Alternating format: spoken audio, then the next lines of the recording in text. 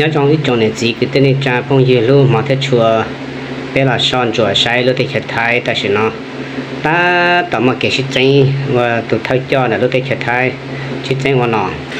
nên xả đi cha sư của xả kia nên shit chân bảo đi co tới rồi mà tụi tao là vào nọ tao là vào tụi thay cho là tới rồi giờ chỉ xóa xe nhiệt chỉ phải sáng giờ chỉ bông của xả theo khóa trong sắp lại thì nên cháu ở đây coi cháu mà nó đó phạt đây coi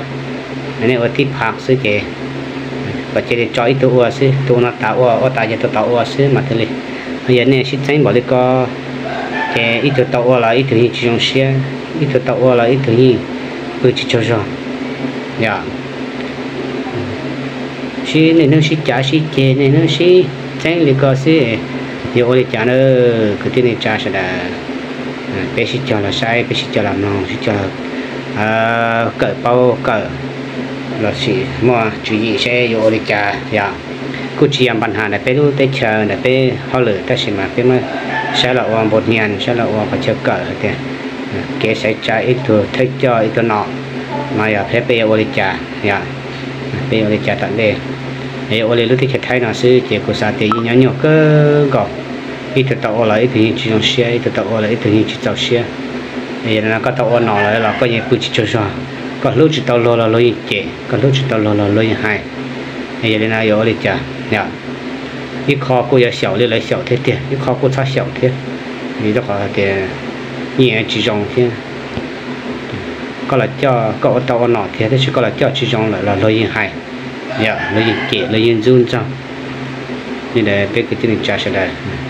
nếu lấy tụi nó chỉ là lúa sẽ nói sao là tránh nọ qua đây thế này tôi chỉ lại là này chỉ nhau kia này chỉ cho số của tàu qua đi này có tàu qua là lấy chỉ nhiều có này à lấy chỉ cho xe là có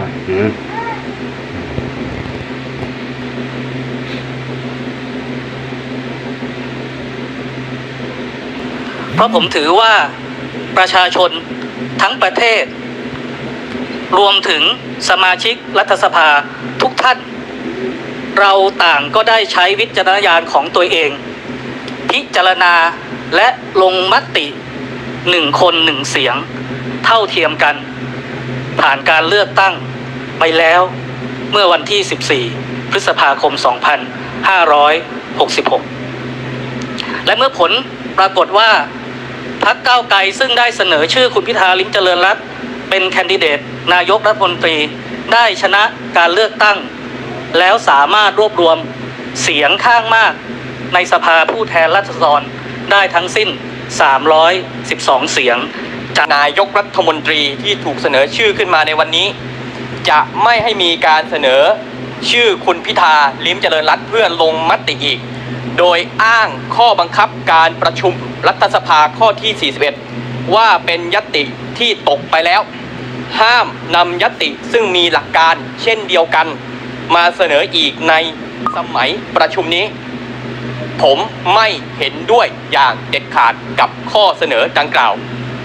ซึ่งเป็นการตีความข้อบังคับที่ไม่ชอบด้วยกฎหมาย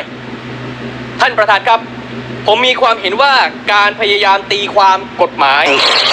นี่ครับคนปฏิวัติท่านนายกเด็กคนเดียวนายกท่านอนุพงศ์ก็ไม่ได้เกี่ยวข้องคุณก็ผมไม่เกี่ยวข้องกราบเรียนท่านประธานสภาที่เคารพและเพื่อนสมาชิกผู้ทรงเกียรตินะครับถ้าผู้จะเสนอชื่อคุณอายกมือแล้วก็เสนอชื่อเลยครับครับ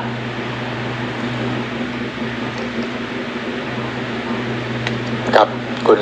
พิธายกมือเชิญครับครับท่านประธานขออนุญาตครับท่านประธานณปัจจุบันตอนนี้ครับมีเอกสารจากศาลรัฐธรรมนูญนะครับมีคำสั่งให้ผมถูกหยุดปฏิบัติหน้าที่นะครับเพราะฉะนั้นคงจะขออนุญาตพูดกับท่านประธานว่ารับทราบคำสั่งนะครับแล้วก็จะปฏิบัติตามอย่างที่เป็นคำสั่งจนกว่าจะมีคำวินิจฉัยเป็นอื่นนะครับขอใช้โอกาสนี้ในการอำลาท่านประธานจนกว่าเราจะพบกันใหม่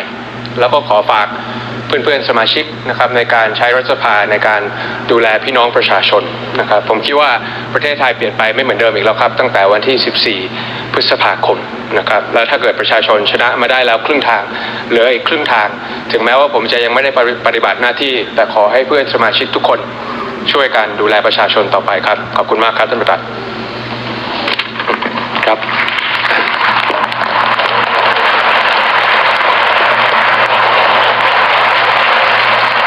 ขอบคุณคุณพิธามากครับ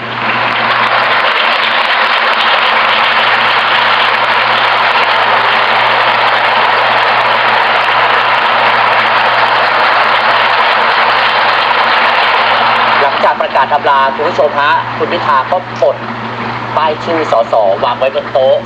แล้วก็มีเสียงปรบมือจากสมาชิกรัฐสภาฝั่งของพรรคก้าวไกลกับเพื่อไทยกับ8 พรรคเองจากนั้นคุณพิธานะครับก็